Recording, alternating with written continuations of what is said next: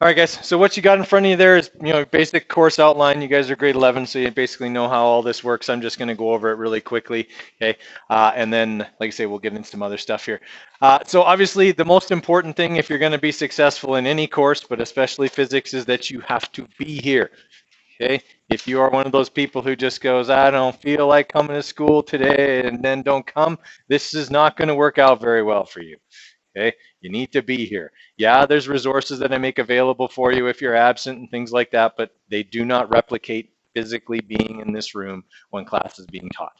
All right, so your attendance is important. You need to be here, and when you're here, you got to be ready to work.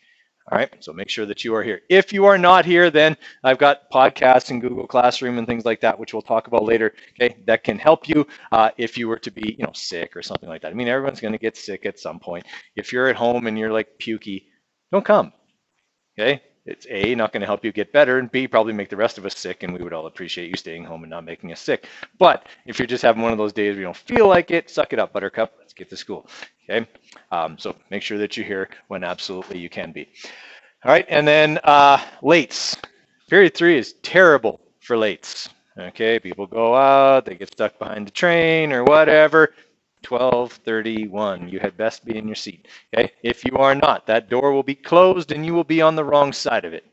Okay, if you are on the wrong side of that door, do not touch the door, especially in a knocking fashion. That will only further enrage me, and it will interrupt the learning of everyone who got here on time. So if you are late, please just wait out there, okay? I'll see you, probably, okay? If I don't, and you've been waiting out there for a long time, you can like try and wave, or after like 10 minutes, you could knock, all right? But probably I've seen you. I may not like you. Maybe I'm keeping you out there. I don't know. Okay. But if you're late, please just wait out there till I call you in and it's not an interruption to everybody else. Okay. All right, other things here. So the resources available to you from my class, okay? Obviously, I'm going to use Google Classroom for pretty much everything. I will put a daily update in Google Classroom, all right? So whatever we do, okay, on a particular day, there will be an update in there. Here's what we did today, and that'll include a link to the podcast. So you can see I've got a microphone in my ear right now, okay? It's recording everything I say and everything that's on the board. Okay, that gets posted to YouTube each and every day, and you can access that through Google Classroom. There'll just be a link, and if you are absent or you just want to review something, you can use it for that. That is the idea. Okay, it just takes you to my YouTube channel, which looks like this. Okay, it just says CoderreScience, and okay, so it looks like that at the top. So it's got some Physics 20, it's got some Science 10. There's a playlist here that says Physics 20 lessons that you will be most concerned with, but most of the time you probably won't even access it through this. You'll just click on links in Google Classroom. So there's no need for you to subscribe to this channel, okay, or anything like that. I don't need 1,000 subs to get monetized because I don't care, okay? I'm not trying to make money off YouTube, okay? Before they changed the monetization rules, I actually had it monetized, and in the year it was monetized, it made a grand total of 73 cents. Okay, so I'm not trying to get rich, and it's not monetized, and you don't need to worry about that. Okay, you don't have to subscribe to it, but you will be directed here from Google Classroom if you're using any of the podcasts. Okay, so just know that. All right. Okay, and then obviously you've got Google Classroom as well. Okay, so for you guys, all right, now I assume that all of you have used Google Classroom before. Okay, that's good, except that they made some changes this year, and all the changes absolutely suck. Okay, Google, you're listening. Your changes suck. Okay, so there are a few things that are going to be different. Okay, previous, there was an About tab up here. The About tab rocked. I don't know why they got rid of it, but it was dumb. Okay, so now I can't put the class resources in the About tab. So you'll find them here in the stream as assignments because that's the only way we can get them in there. It doesn't make any sense. Hopefully they'll change back. Okay, but this is where you will find, okay, your workbook packages organized by unit, okay, and your notes package for the entire course. This is like your textbook because we don't use the textbook because it also, like Google's changes, sucks. Okay, so just know that you will need that notes package. Here's what you do with the notes package. It's entirely up to you. All right, you can go home and print it if you want. All right, key part being at home, okay, not here. All right, so go home and print it if you want to have paper. If you want to save some trees, download the file onto your phone. Okay, I have zero problem with you accessing the notes on your phone, swiping and whatever as we go along. Okay, it is a Google Doc and each one of you will get a copy of it so you can modify it however you like. And of course, it's not working on here. Okay, so if you click on any of those, okay, it'll take you in there and it says your work. You're not going to turn this in ever. Okay, it's yours, but that's the only way we could do it. All right, so if you open it up, you can type in it if you want, and a lot of people do that. Okay, they just have the notes package open in Google Docs on their phone and they're adding stuff to it as they go. That is exactly what it's intended to be. Okay, so if you want to do it that way, or you have a laptop or a tablet or whatever you want to use, okay, or like I say, if you want to go home and kill some trees, support the pulp and paper industry, that is also fine. Okay, and write on it physically, I'm okay with that. But know that you do have to have that notes package. It is an essential piece of material for you. Right? The workbook package, I would say you do not need to print that. Okay, if we're working on a worksheet, you can just call that up on your phone and have it there and do the problems on another sheet of paper, unless again you absolutely desperately love to have things on paper, and then by all means print it off if you want, but I'm trying to save you some money. Okay, if you print the notes package, don't print it in color. Okay, it is long enough that if you print it in color, you will be going out to get a new color cartridge for your printer. Okay, and those are expensive. All right, so if you are going to print it, maybe just print like Unit 1, okay, and print it in black and white. You can always look at the color pictures electronically on your phone at another time, okay? There is no need for you to print it in color. All right, just in the interest of saving you and your parents a little money, okay? You don't have to do it that way. All right, so those are resources that you're going to need and need to be aware of and use, obviously, as we go along, okay? So those are the things that I make available. There's also obviously going to be this part of the board that's yours. I'll write any assignments and such in here with their due dates, but those will also be in Google Classroom, okay? Now, if you are absent, okay, and it's going to happen. Okay, maybe you have a football game, or you got, you know, you're sick, or whatever. Okay, people are absent for whatever. If that's the case, your job as the student is to go to Google Classroom and find out what we did that day. Okay, maybe there's a podcast you have to watch. Maybe that takes you 40 minutes. Okay, but if you're not here, that's your job to do. All right. If you've done that, and you come back to me the next day and say, Mr. Coderre, I know I wasn't here the last couple days, but I watched the podcast and I tried to do that thing you guys were doing in class, but I don't understand how. No problem. I will help you. Okay. The time when I won't help you is if you come in and you say, yeah, Mr. Coderre, and you come in and you're like all tanned, you've been gone for a week, you've been on vacation, and you've done nothing. Okay. You come in and go, Mr. Coderre, what did I miss? My answer will be the same. A lot. Because that is what you missed, and you've obviously done nothing to get caught up, and that's your job as the student. Okay, if you're not here, your job is to get caught up so that when you are back, you are caught up, because it is really easy to get behind. Okay, you'll get behind very, very fast if you are missing. Okay, now obviously, you know, if you're like in the hospital and really, really sick, okay, we'll make sure that things work for you. Okay, I'm not going to be, you know, heartless. Okay, but if you're just gone for a day, okay, things like that, okay, make sure you get caught up. Now, on the note of if your parents are planning a vacation during school time, that's not good. Okay, I know that it seems like it's good, you know, you go to Mexico or wherever, but you, while on vacation, will be expected to do everything we are doing. So it'll be like a working vacation for you. Okay, and so that's not as relaxing probably as you might have envisioned. It's just really bad to miss a lot of time consecutively. All right, so please try to avoid that whenever possible. Okay, so that should cover everything in section 2. Any questions on section 2? All right. Okay, in section 3.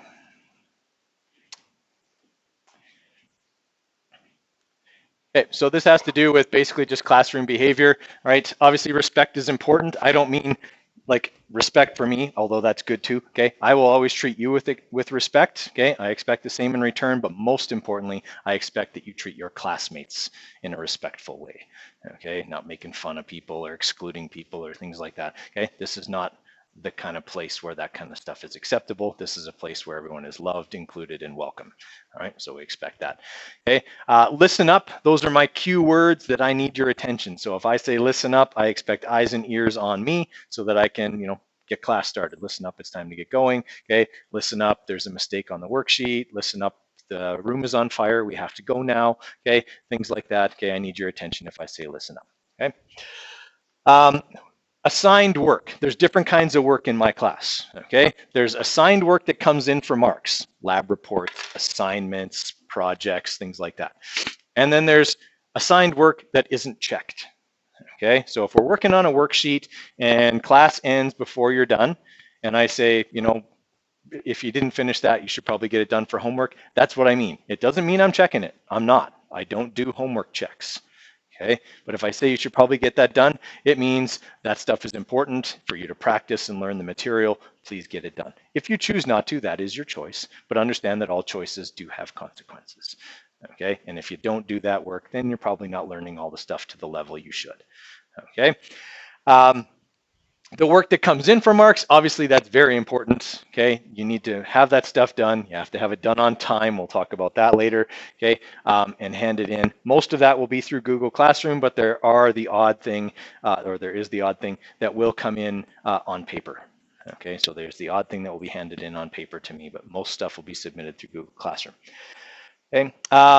Other thing to know is that if you are doing all the work that is assigned, and if you're having trouble, you come into scheduled help or come in at lunch and ask me for help, I'm available, okay, then you shouldn't have much trouble in the course. Okay, if you're doing your part as a student, I do my part as a teacher, you shouldn't have any trouble. Okay, you shouldn't need to worry about exams, you'll do fine. But on the off chance that you don't pass a test, understand there are no rewrites.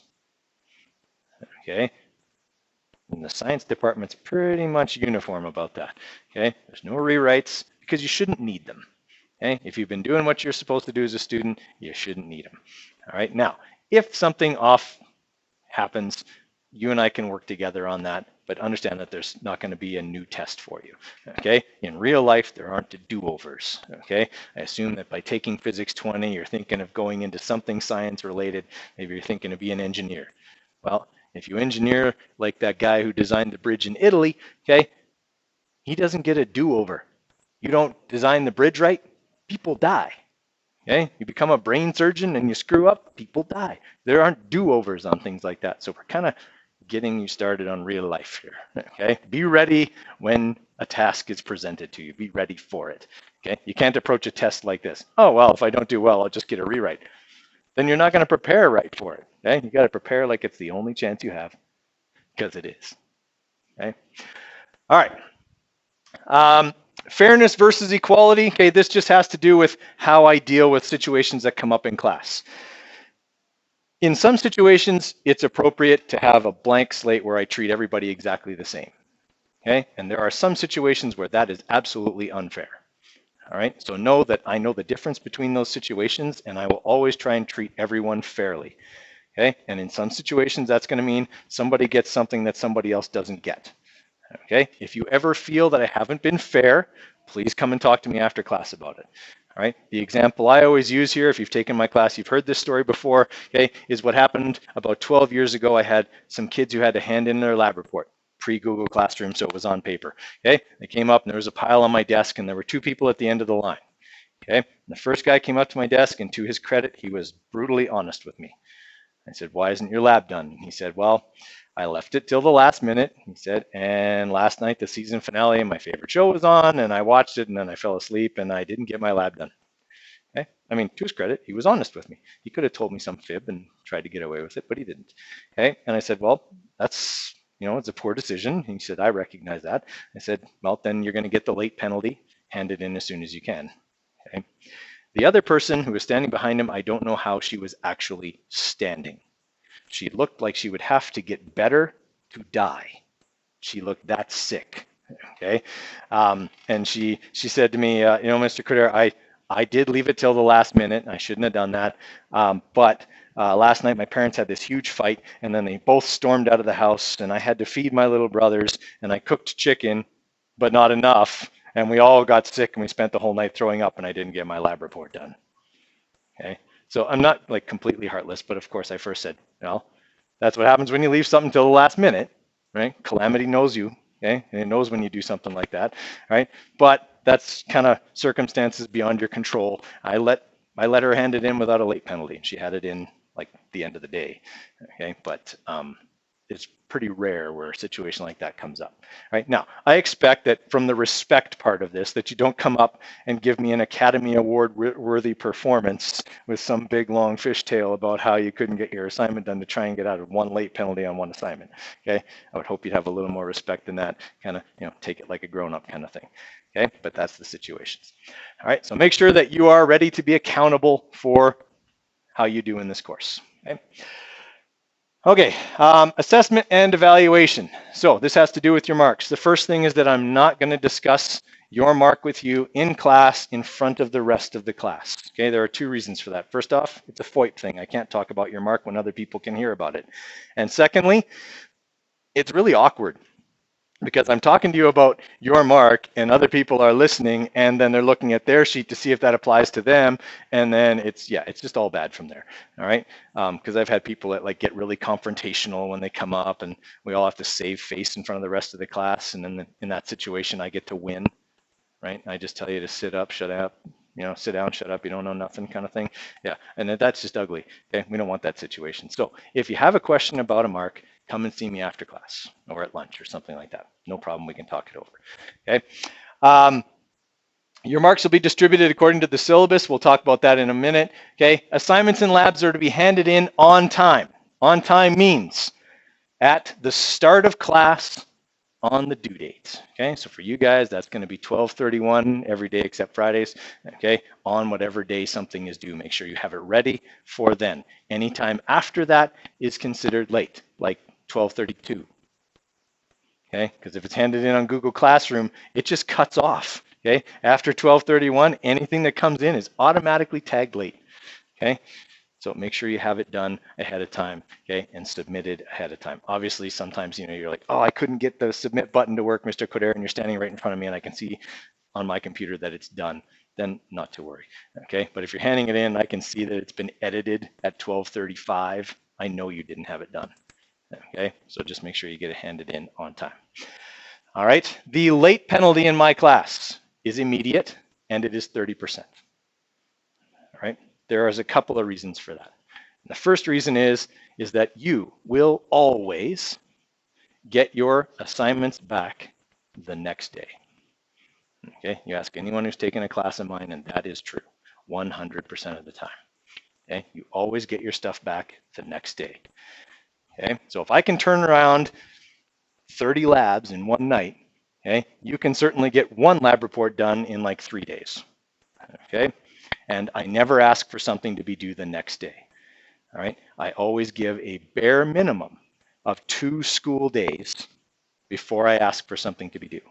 All right, so the bare minimum would be I assign something on Monday, the earliest it would be due would be Thursday.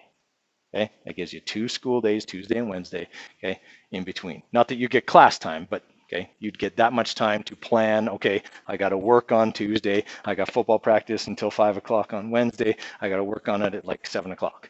Okay, whatever. You got to plan your time, because time management is one of those skills we expect you to develop through high school. Okay, and I don't help you develop time management by giving you a 4-hour assignment due tomorrow. Okay, that's not fair, so I won't do that.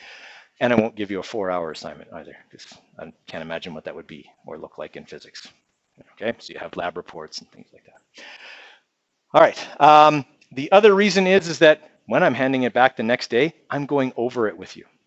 Okay, so if it's a lab report, you just pull out your phone and you call up your lab report, and I'm going through, okay, so in the hypothesis, these are the things. Remember I said I was looking for this and this, so your hypothesis should have gone like this. Analysis question number 4 should have shown this formula with this and that and whatever else. I'll go through the whole thing. Okay, so it's hardly fair for you to not have it done, sit there and write down all the correct answers and hand it in and get 100%. Okay, that's not fair to everyone who works hard to get it done on time. Okay, so those are the reasons for the stiff late penalty. Okay. All right, now in terms of if you're not here the day something is due, if it's due on Google Classroom, you can still get it submitted. Okay, it doesn't take much energy to hit the submit button. Even if you're really sick, you could probably do that. Okay. Now, if it's something on paper that you actually have to physically hand in to me, then I expect it immediately upon your return. All right, it won't be marked late as long as I get it right away when you get back. All right, everybody clear on those expectations? Okay. All right, so any questions on any of that stuff? Okay, so Physics 20, the course itself, 4 units. Okay, Unit 1 is Kinematics, and there'll be a fair amount of review in that from Science 10. All right, so there'll be some like V equals D over T to start things off, like today. Okay, and then there'll be some stuff on acceleration, right? But we'll build on what we learned in Science 10. There'll be some more graphing stuff. Again, we're going to build a little bit on what we learned about position versus time and velocity versus time graphs. There'll be vector analysis. That's new. Okay, so instead of everything like in Science 10, it was forward and backward, north, south, right, left. It was all one dimensional. Now it could be 45 degrees west of north. Right, it's going to bring in trigonometry. Right, so if like SOHCAHTOA scares you, maybe biology is more your deal. Okay, but there's going to be a lot of trig, okay, in the first 2 units of this course. Okay, it's not hard. Okay, don't let it intimidate you. It isn't hard, but you have to do some trig. Okay, and then we'll move on. At the end of that unit, we'll do projectile motion, which kind of pulls everything together. Okay, that unit will take us till the beginning of October. Okay, late first week, early second week of October. Okay. Then the second unit is dynamics. We look at similar things, but instead of looking at the motion itself, in dynamics, we look at the forces that cause it. All right, so we start looking at Newton's laws, first, second, and third laws. Okay, we look at work energy theorem because without energy, forces don't get exerted and things like that. Okay, so we'll be looking at those things. The work energy theorem is again review from Science 10, but all of Newton's laws will be new. All right, that one will take us up till about parent-teacher interview time, middle of November. Okay. Then we'll have circular motion and gravitation. That one we usually get done, the week before Christmas or so. Okay, and in that one we'll look at the principles behind why things move in a circle, and we extend that to how gravity works and why gravity can cause things to move in a circle. And that one will take us to, yeah, like I say, usually right before Christmas. And then the last unit is periodic motion, so like a pendulum. Okay, anything that follows the same path over and over again is an oscillator. Okay, and then we move from there. Anything that oscillates can create waves. So the second half of the unit is about waves, wave properties, and motion. Okay, that one we finish up right before exams. Okay, all 4 units are worth the exact same amount. Okay, they're all weighted the same. All right, so your marks distribution will be as follows. Your unit exams, there are 4 of them, are 32.5% of your final grade. And that is offset by your course work. So lab reports, assignments, projects. Okay, those are things you can ask for help on, work with your friends on. Okay, so those 2 things offset each other. Quizzes, 10%. Here's how quizzes work in my class. Unless told otherwise, you have one every Tuesday and every Thursday. All right, you won't have one this coming Tuesday because that's after a long weekend. Okay, on Monday night or Monday right after school, I will post Tuesday's quiz in Google Classroom. Okay, it's not a trick. It's actually the quiz you will write the next morning. So what are you expected to do? Do it. Yeah, go home, figure it out. Okay, solve the problems, answer the questions. Okay, work with your friends. Okay, almost every semester, each class has got some kind of quiz chat that they do. Okay, whatever that voodoo is that you do. Okay, on your phones that gets you a group chat or whatever. Okay, and they're working out the problems. That is exactly my intention for you. Okay, I want you guys to work together and figure out how to solve those problems because that's how you learn. Okay, so you're not cheating by doing that. Okay, the idea is I'm giving you the questions ahead of time, you figure them out, you come in the next day and you do well on the quiz. All right, so of that 10%, you should get most of that 10%. Okay, I mean the odd time you're going to make a mistake here or there, but realistically you should get pretty much all of that 10% because you're getting the quizzes ahead of time. And what I ask on the quizzes is usually very much like what I put on the unit exams. Okay, so doing well on those usually equates to doing well on the test. Okay, provided you're not just riding somebody else's coattails and copying down their answers all the time. Okay, you have to do some of the work yourself. Okay, and then your final exam is 25% of your final grades. Okay, written in January in the gym. All right. Okay, the going green thing just has to do with why I don't have a paper copy of all the notes and workbook and whatever else for you. Okay, we got technology that means we don't have to print all that stuff if we don't want to. All right, so if you want to print it, go right ahead. Okay, if you don't and you want to just have it on your phone, I'm okay with that. All right, other things that usually come up, obviously about phones. I'm fine with them, okay? You should use yours, okay? But I expect that your phone is used like a tool, okay? You have a box of tools when you come to school, pencils, paper, and your phone is one of those tools, okay? But it needs to be used to do work like a tool is, okay? It isn't a toy when it's here, all right? You don't play with a wrench. If you do, someone will get hurt, okay? Because a wrench isn't a toy, all right? So I expect your phone to be used like a tool in this classroom, okay? It's used to display your notes, or it's used to display the worksheet we're working on, or whatever, all right? And guys, I can tell when it's not doing that. Your body language towards your phone is much different when it's being used as a toy versus when it's being used as a tool, all right? So please make sure you're using it responsibly. If it becomes a distraction, then I'll remove the distraction, okay? Can I have food or drink in this class? Absolutely, yes, you can. Okay, just whatever you bring in, keep it clean. Put the garbage in the garbage. If you spill something, it's your responsibility to clean it up. Okay, if you're constantly coming in with a 500-gram bag of chips and a 2-liter of Coke, you'll probably get a nutrition lecture. Okay, so yeah, you can have food and drink. That's no problem.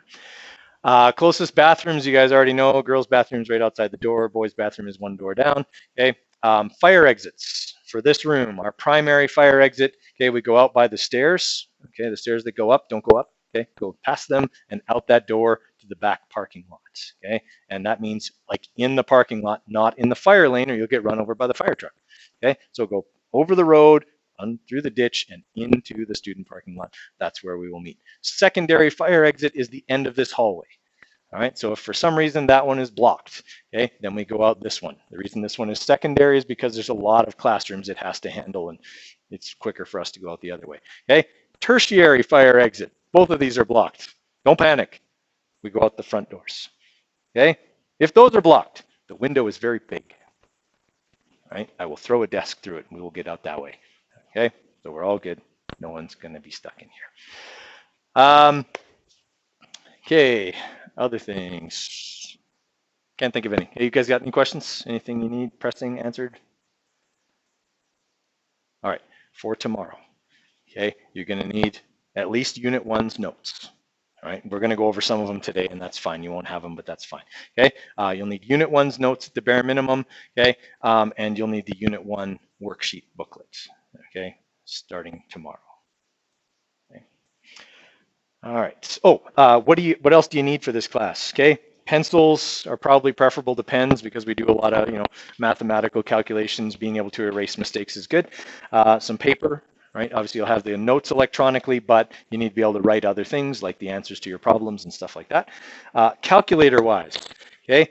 At the very bare minimum, you need a scientific calculator because obviously we're going to be doing trigonometry, square roots, cube roots, okay, things like that. So you got to have a scientific calculator at the bare minimum.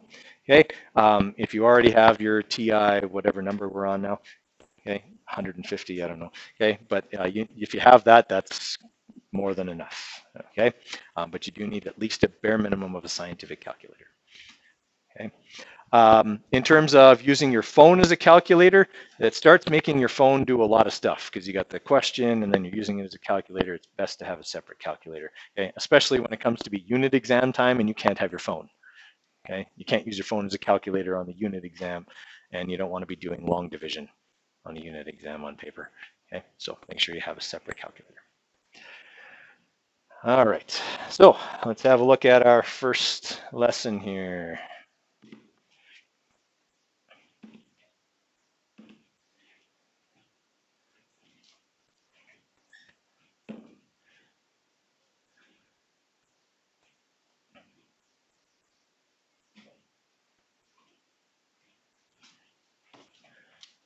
Okay, so first unit, kinematics, okay, lesson 1. Now, the notes package, okay, for this, just so you have some idea kind of what that looks like.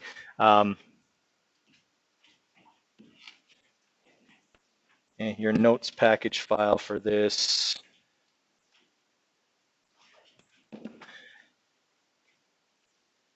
It's set up the same, but it has a few less pictures and diagrams. It's not as colorful, okay, but it'll have all the same text in it. All right, so it starts off with just kind of a title page, and then Okay, it's got a metric conversion chart, and then it has the notes here. Okay, so there'll be a few diagrams, okay, as you go along, right? But mostly just the notes, the review activities, etc. Okay, so all of that is what's going to be in there, but it's the same as what will be on the screen right now. Okay, so kinematics, okay, the first unit here is the branch of physics that describes the motion of objects without reference to the forces causing them. Okay, we're just looking at this object is accelerating or this object is moving at a constant speed. We're not looking at why, it's just doing that, and we're analyzing strictly the motion itself. Okay, mechanics deals with a combination of kinematics and dynamics. Okay, dynamics deals with only the forces, right? So in the Alberta Curriculum of Studies, this is all one unit. It's called mechanics, and it combines kinematics and dynamics all into one unit. But then you've got one unit that runs till November. It's kind of a lot of stuff to put on one test. It's almost like a midterm then.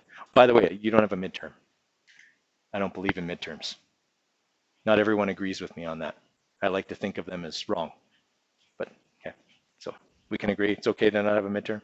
That's good. I figured you wouldn't be too much objection to that. All right, so for lesson 1 here, it's going to be entirely review of Science 10. All right, we're going to look at scalar and vector quantities. Okay, so quick review. Scalar quantities are measured values that have no direction.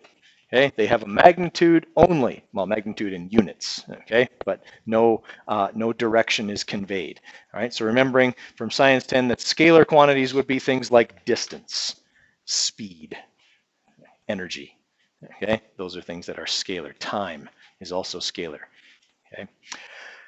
Vector quantities are measured values that have both a magnitude and a direction. Okay, those would be things like displacement, velocity, acceleration, force. Okay, those are some of the things that we would go over that would be vector quantities. Okay, so what we're going to go over here, understand that the motion of objects and systems can be described in terms of displacement, time, and velocity. That would be this formula that's probably familiar to you. Or this formula that's also familiar to you. Okay, remembering that the one on the left is speed equals distance over time. The one on the right is velocity equals displacement over time. All right, so similar formulas, but dealing one's scalar, one's vector. All right, so the second point here we've already talked about, scalar versus vector quantities, okay, and defining velocity as a change in position during a time interval. Okay, we often write this formula expanded. That would be that velocity equals our final position minus our initial position divided by time.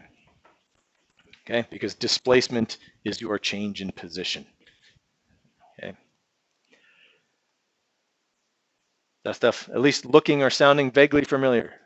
I know you had a whole summer off, but okay, hopefully it's looking vaguely familiar. All right, so if you've ever gone hiking or orienteering or done anything where you didn't follow a path, okay, you'll realize very quickly that we as a society have a really screwed up way of communicating distances. All right, and the example I usually use here is I ask people how far it is to Edmonton. Okay, how many of you right now are thinking, oh, Edmonton is about 3 hours from here? Right, because that's how we think. The problem is that's not what I asked. I asked how far it is to Edmonton. 3 hours is not a measure of distance, it is a measure of time, but it's how we think. Okay, we don't tell people how far things are, we tell them how long it'll take to get there. It's just a societal thing. Okay, but it's what we do because typically you get on the road, you go around the speed limit, and you get there in about the prescribed amount of time. The problem with conveying distance like that is A, it's wrong, and B, time is variable. Okay, some days it's 3 hours to Edmonton, some days it's 3.5, some days it's 8 hours. Okay, it depends on a lot of other things. It depends on how far Edmonton is from here. That number actually never changes. Well, it shouldn't, at least if it did, we're in really big trouble. Okay, Edmonton should always, at least the center of Edmonton should always be the same distance from here. Okay, and that's why when we say how far is it to Edmonton, we should say actually how far it is in kilometers, because that is something that is fixed. Okay, how long it takes to get to Edmonton is dependent on how fast I can go. All right, If I go the speed limit, then yeah, it's a little over 3 hours, okay, if I don't stop. But if the roads are bad, it's more than that, okay? Or if I'm not in a car and I'm in a helicopter, it's a lot less than that, okay? So these are things to consider, right? It's just something we have to change our way of thinking a little bit when we do physics, because that's unfortunately the way we're taught to think societal wise, okay? All right, the other thing we do is we'll just sometimes tell people, even if we give them an actual distance, we just give them the distance. Like we say, Calgary's 40 kilometers from here. Okay, that's fine for most of us because we know where Calgary is, right? We know we get on the road and we follow it north and we get to Calgary, right? But if I'm not from here, let's say I'm from, I don't know, New Zealand, I might not know where Calgary is from here. If you tell me it's 40 kilometers from here, how many choices do I have for which direction to go?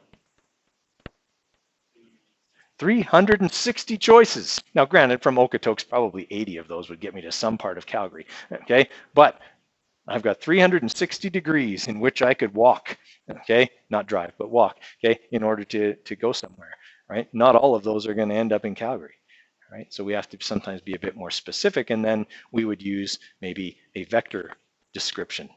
Calgary is 40 kilometers, 13 degrees west of north from here. Okay, that would be more accurate to get me to the center of Calgary. All right, I shouldn't say more accurate, more specific. Okay. All right, so a scalar description of where Calgary is, okay, is just that it's 40 kilometers from here. That's accurate. Okay, that's how far it is. Okay, there's nothing inaccurate about that, but it doesn't always convey as much information.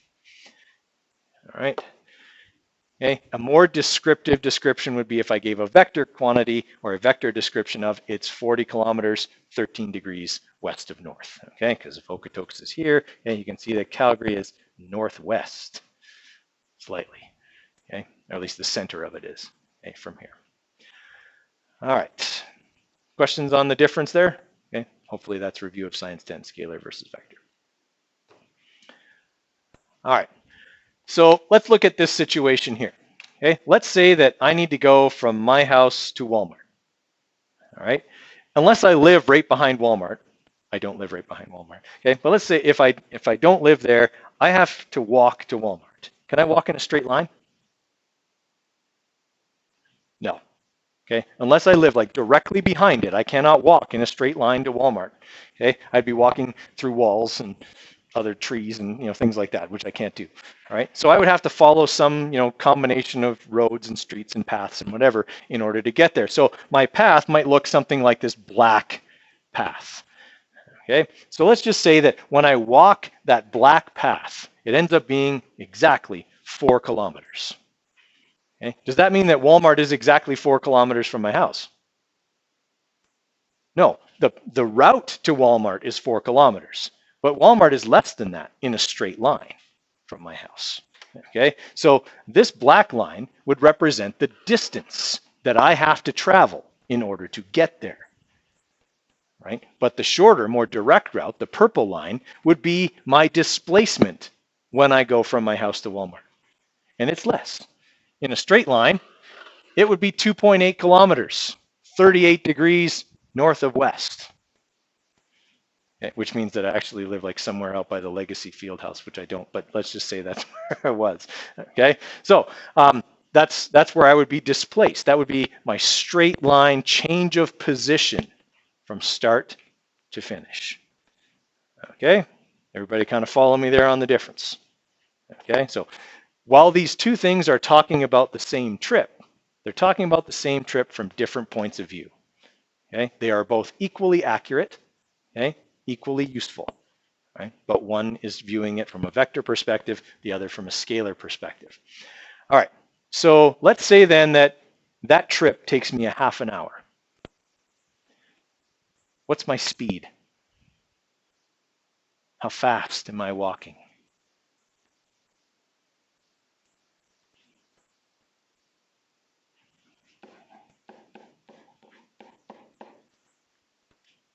Okay, how fast I'm walking is my speed. Speed is distance divided by time. So my distance was 4 kilometers. And my time was half an hour. What's 4 divided by 1/2? 8. Yeah. Okay, my speed's 8 kilometers per hour. I mean, think about it. If it took me a half an hour to walk 4 kilometers, I'd walk 8 kilometers in 1 hour, right? It's not like that girl in the video, the 60-mile-an-hour one. You ever watch that? It's maddening.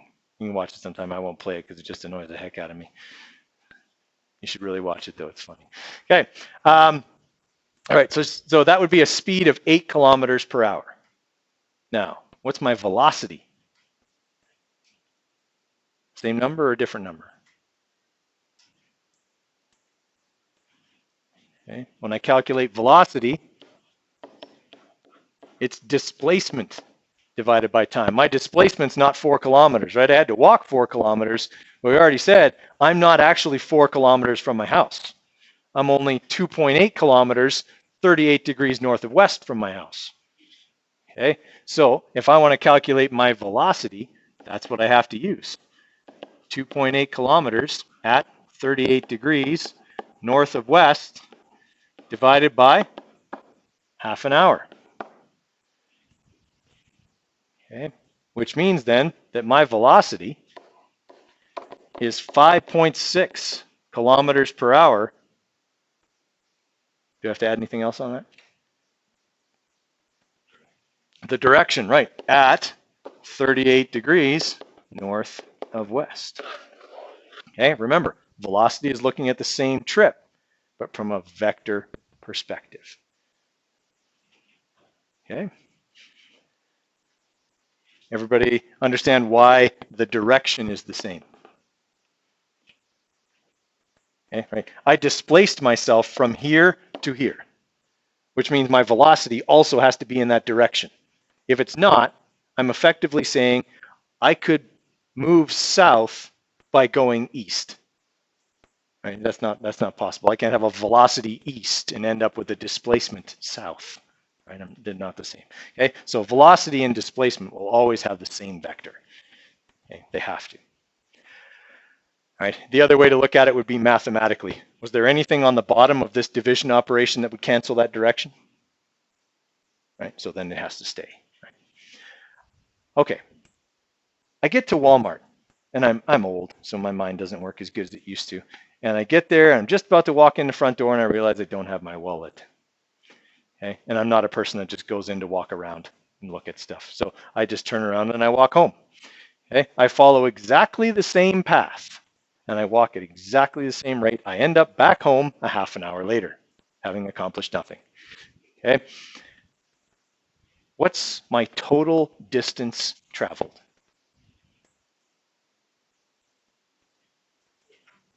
Eight kilometers, right? That's how far I've walked. I walked 4 kilometers there, followed exactly the same path. I walked 4 kilometers back. My total distance is 8 kilometers. Okay.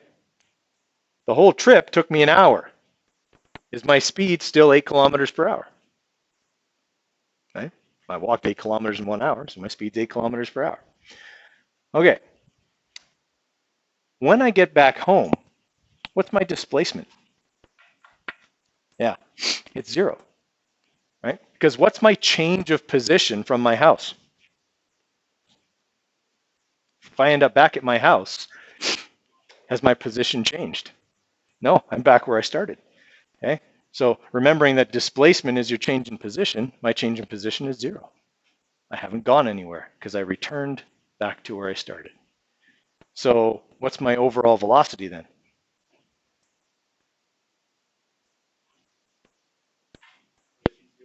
Yeah, it'd also be 0, right?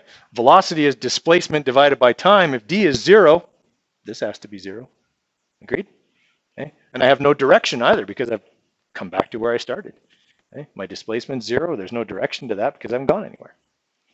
Okay. Everybody all right with those ideas? Yeah. Okay. In your car, one of the instruments is your odometer. Okay. What does the odometer tell you?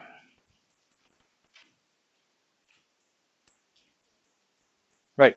It tells you how far you've driven your car. Distance or displacement? Distance. That instrument would be totally useless if it showed you displacement. Because every time you came home, what would it read? No, it wouldn't. you drove it from the car dealership to your house. It would always read how far it is and in what direction from the car dealership to your house, which would be great if you were selling it, because you could say it only has like 3.5 kilometers in whatever direction you've driven it on it, even though you may have driven it around the world 4 times. Okay, that's why it doesn't read that. Okay, it reads how far you have driven it in total. How many kilometers are on it is the distance it has traveled, right? So it doesn't read displacement. Okay, everybody all right with that? Now, can your GPS tell you your displacement? It can. Okay, it can tell you both. It can tell you how far you traveled, and it can tell you how far you are from your house and in what direction.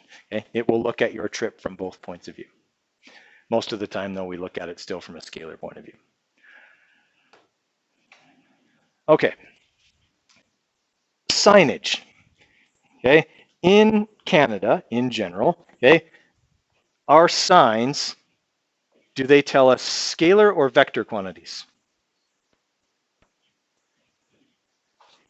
They generally tell us scalar, okay? Because they assume you are not going to deviate from the wisest route. Okay, so if we get on Highway 2, it'll say Edmonton, 330 kilometers or whatever it is. Okay, and it assumes that we're just going to follow Highway 2 all the way to Edmonton, and that's how far Edmonton is on that road. It may not necessarily be how far Edmonton is directly, because Highway 2 has a few curves. It's pretty straight though. Okay, on the way up to Edmonton. Everyone all right with that? Okay, and that's what we generally want. In most situations, especially when there is a path to follow, a scalar quantity is the best thing to give. Okay, so this is a map of a backpacking trip my dad and I did when we were both much younger. And when we were here at Seldom Inn Campground, there was a sign that said Snake Indian Falls Campground, 28 kilometers. That sign assumed correctly that we were going to follow this path.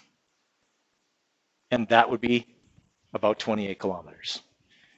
Okay, that's a safe assumption, right? That sign is not going to say Snake Indian Falls Campground, 17 kilometers at 52 degrees west of north. Because only a crazy person would follow that path. It crosses rivers and gorges and glaciers and all manner of disaster. Okay, no one would follow that path. It's not logical. Okay, therefore, the signage does not give me a vector description of how to get there. It says, follow the path, dummy, and go this far. Okay, as it should. Right? Now, the other problem that you sometimes encounter with the way that we describe distances. Okay, a friend and I ran into this on a hike in Kootenay. If anyone's ever done the rock wall, we were on that path. Okay, we had been hiking through 2 passes, and it was about 5 o'clock in the afternoon. We were out of water because it was August and there was a drought, and so the creeks there was no water in the creeks. Anyway, we're not at the campsite, and we're very tired and thirsty and hungry. And we see this guy bebopping up the hill, and he's got this huge pack. It's camouflage. He's kind of in like army looking fatigues, and he's just like jetting up this hill. So we stop and we're like, hey, we're looking for Tumbling Falls Campground. Did you come from there? He said, oh yeah, it's like 20 minutes down the path. And we're like, oh, sweet, it's only 20 minutes down the path. We're almost there. An hour and a half later, we got there. Why? Why did he tell us it was 20? Man, we were cursing this guy, okay? Like an hour later, we were cursing this guy 20 minutes, my butt, okay? For him, yeah. He's probably a Navy SEAL out for a jog, carrying a 100-pound pack, okay? We're carrying 50-pound packs, 2 teachers on summer vacation, a little out of shape, whatever, okay? Yeah, it took us a heck of a lot longer because our speed was nothing like his. What we didn't occur to us until we had some water and food and we were thinking straight was that this guy was running uphill. We were going downhill, okay? And he was running, okay? We were tired and dehydrated and fatigued. We weren't going nearly as fast as he was. But again, there's that mistake, right? He's like, it's 20 minutes. What did we ask him? We asked him how far it was. Not how long did it take you, superior athlete guy, okay, to get here from there. How far is it? Okay, we would have had much more realistic expectations had he said it was 4 kilometers. Okay, we only walked, at that point 3 kilometers an hour because we were tired. Okay, he was running. So you always have to take that into account when you're describing things to people. It can be pretty misleading sometimes. All right. So speed and velocity have this relationship. They both measure how fast you're going, but one measures how fast and in what direction. Okay, distance and displacement have a similar relationship. They both measure how far, but one measures how far, period. The other measures how far from your starting point and in what direction. Okay, that would be displacement. All right. So we've gone over the rest of this stuff, okay, about the trip to Walmart and back. Okay, so we've covered all of that already. Okay, so just quick terminology here. This should all be a review for you, but remember that a scalar quantity is a measured quantity that has only a value or magnitude. 40 kilometers, 10 days, 20 minutes, okay, 60 kilograms. All of those are scalar quantities because they don't have direction, right? Distance is a scalar quantity that measures how far an object has traveled. So 40 kilometers would be an example of a distance. Okay? Speed is a scalar quantity that measures how far an object travels in a set time interval. In other words, how fast. Okay? So this many kilometers per hour, this many meters per second, okay, or whatever. A vector quantity is a measured quantity that has both value and direction. 40 kilometers forward, 3.2 kilometers, 18 degrees west of south, okay? 200 newtons up, right? These are all vector quantities. Okay, displacement's a vector quantity that measures how far and in what direction an object has traveled from its starting position. So in other words, displacement is your change in position, which is final position minus initial position. Okay. And then velocity is a vector quantity that measures the displacement of an object during a set time interval. All right. If you're on the Deerfoot and you get pulled over by the police, okay, what do they ask you? Yeah, unless you get one that's got is a little saucy and you in a hurry, right? Then you get the how fast were you going, right? They know darn well how fast you were going, but they ask anyway. Okay, always tell them the right thing. Okay, say 120 or 130, whatever, however fast you were going. Okay, don't give them a velocity. They don't find that funny. Okay, if you say like I was going 110 kilometers an hour at this many degrees east of north, they're going to ask you to step out of the vehicle. Okay, and then they're going to check. They're going to run a sobriety test on you probably. Okay, no one's ever gotten a velocitying ticket from the police. Okay, just a speeding ticket. So they only want to know how fast. They don't care which way. Okay? Unless of course you were going the wrong way. That's usually a separate ticket. Okay? So just watch out for that. Okay, formulas. Okay, so our formulas here, we got speed is distance over time. So you're familiar with that one, V equals D over T. Okay, velocity is displacement divided by time. And obviously you need to make sure you're putting vectors on the answers that require them. Okay, so if a question says what's the average velocity or what's the final velocity, make sure you put a vector on that. That is probably the most common mistake that people make in physics, is failing to put a direction on something that requires it. Okay. All right, so we'll go over a couple of kind of simple questions here that deal with this, and then I'll have you guys probably try a few on your own here. Okay. All right, so here's our first example. So we have this person who is standing 1.5 meters to the right of this Inukshuk. Okay, so this would be their initial position, not pi, the initial position, pi. Okay, they move, and after this, they are standing 3.5 meters left of the Inukshuk. So this is their final position. Okay, what's their total displacement?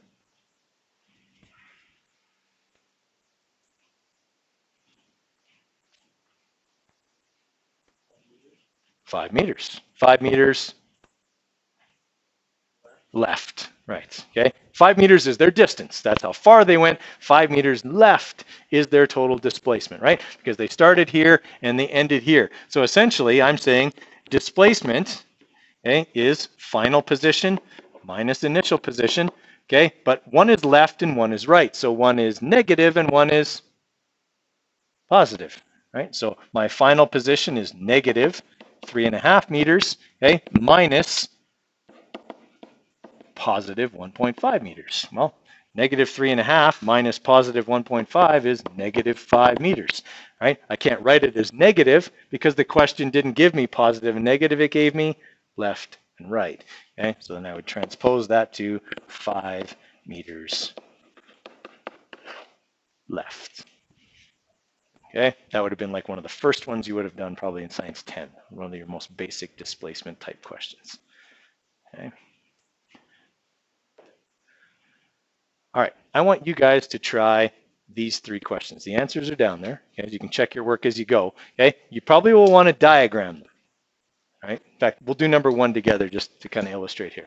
All right, so we got sprinting drills include running 40 meters north, walking 20 meters north, that's what the N's stand for, okay, and then sprinting 100 meters north, all right? So this person is only going north. Do I need to worry about positives and negatives in this question? No, I just need to say, all right, they went 40 meters north, then they went 100 meters north, and then they went 20 meters north. Okay, notice that I made my arrows kind of to scale. All right, they're all different lengths. Okay, so I got 120, 160. So my total displacement is 160 meters north. Okay, and the reason I draw it that way is that's generally the way we draw all vector quantities, whether it's force, velocity, acceleration. We represent a vector quantity with an arrow. The length of the arrow represents its magnitude, which is why the 100-kilometer arrow is the longest. Okay, the direction the arrow is pointing needs to point in the direction the arrow is said to be going. Okay, those all point up, which is north. Okay, all right, so keep that in mind when you try 2 and 3. All right, I'll give you a few minutes on that. Okay, so for number 2, I'm just going to mark this spot here as the starting position of the basketball player. Okay, so it says in the question that he moves 0.75 meters to the right, and then from there he goes 3.5 meters to the left.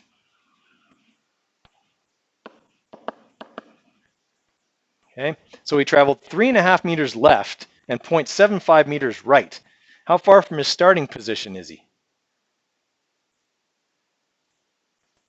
Okay, so if this here is 3.5 meters, he's only, in the end, this far from where he started, which means he's 0.75 meters less than 3.5 meters from his starting position. Everyone follow my logic there? Okay, so all I have to do is go 3.5 minus 0.75. Okay, and I'm going to get that he is 2.75 meters left of where he started. Right? Now, if I was asking this question, I would also put in there, how far did he go? How does that change what I do? How far did he go is asking for the total distance. Okay, his total distance is 4.25. Okay, 4.25, because I just add these together, not caring which direction he went, because distance is vector or scalar. Scalar, right? So it doesn't matter. It just wants to know how far did he go. Well, he went 4.25 meters. Okay. All right, how many people are done number 3? Okay, I'm going to give you another minute on number 3 here, and then we'll go over it. Yep.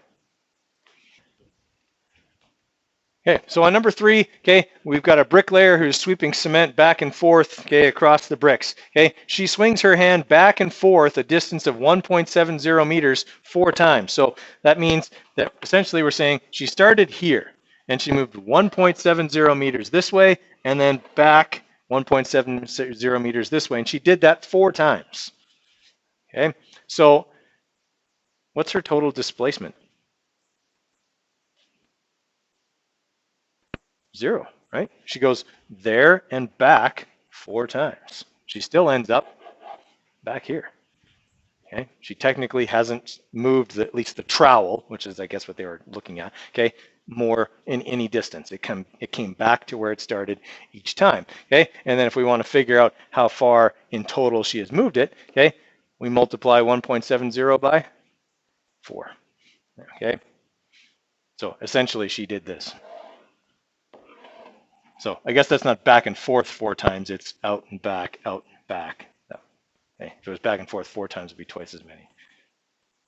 So it's just there and back. Yeah, that's poorly worded. We'll keep that in mind. Okay, any questions on number 3? Everybody good with that one? Yeah. All right, so we're going to go over a couple of things here just to kind of illustrate the importance of marking a starting position, okay, and things like that. Okay, so we already talked about the 2 categories in which motion can be described, scalar and vector. Okay, one has magnitude and direction. Okay, distance and displacement, if we're comparing and contrasting them, okay, distance and displacement have in common that they both measure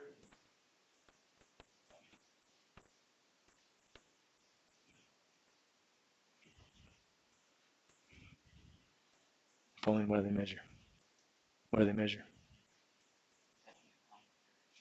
Okay, one doesn't have direction, but they both measure distance. Yeah, okay, they both measure how far, but one looks at it from just how far, and the other looks at it from how far and where. Okay, significance of a reference point. If I don't have a reference point, can I figure out displacement? Okay, without a reference point, I don't know where I started. Okay, it'd be impossible for me to refer to that in terms of getting the direction. Okay, so without a reference point or a starting position, I can't get anything in terms of vectors.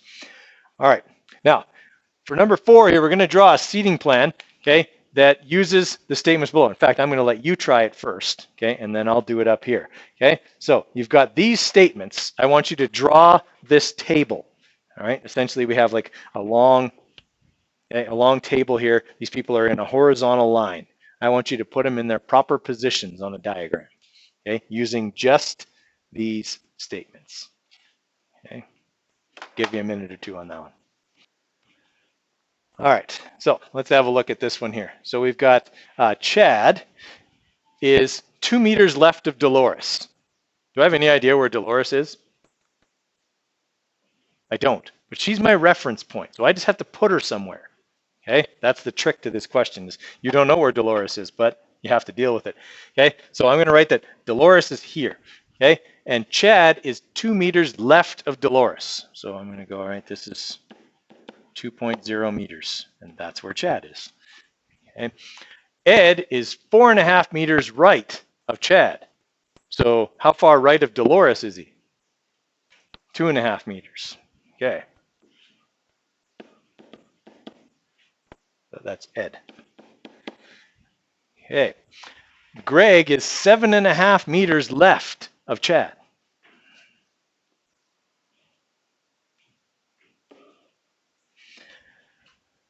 Okay. And Hannah is 1 meter right of Ed.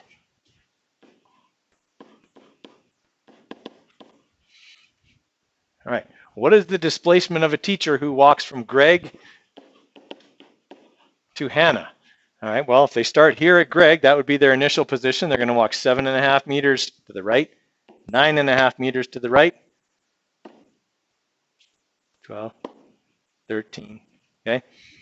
All right, now, the first time I did this, I didn't have a smartboard. It was in 2006 when we first moved in here, and I was doing this on the whiteboard, and I ran out of room, so I put Greg right here. Board marker doesn't come off of metal. They've also not painted this door frame since 2006. I'm leaving it up there now to see how long it takes before they paint it. I assume it'll be on there when I retire.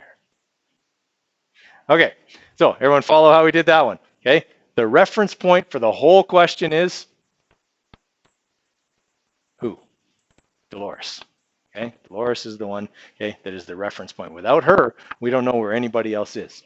Oddly, we didn't know where she was, okay? Everyone else just referred to her. Okay. I want you guys to try number 5 there. Sorry, I should have left it up there.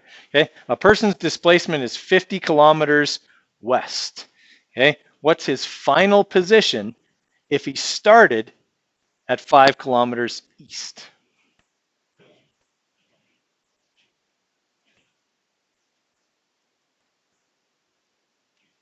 Okay. The tip I will give you is that this formula is important.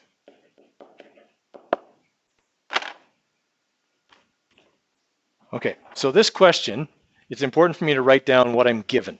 Okay, in this question, I'm told that the person's displacement is 50 kilometers west, and I'm told that their initial position is 5 kilometers east. Okay, these are the two things I know. They ask me for what's their final position. So really, all I have to do is manipulate this equation for PF.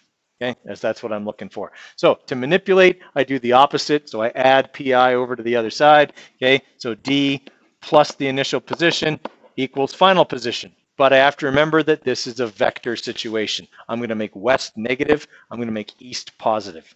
Okay, so I'm going to have negative 50 plus 5, and that 5 will be positive because it's east. Okay, and I'm going to end up with negative 45 kilometers, which equates to 45 kilometers west. So their initial position was 45 kilometers west of whatever the reference point is. Okay, everybody all right with how I did that? All right, we'll pick up there tomorrow.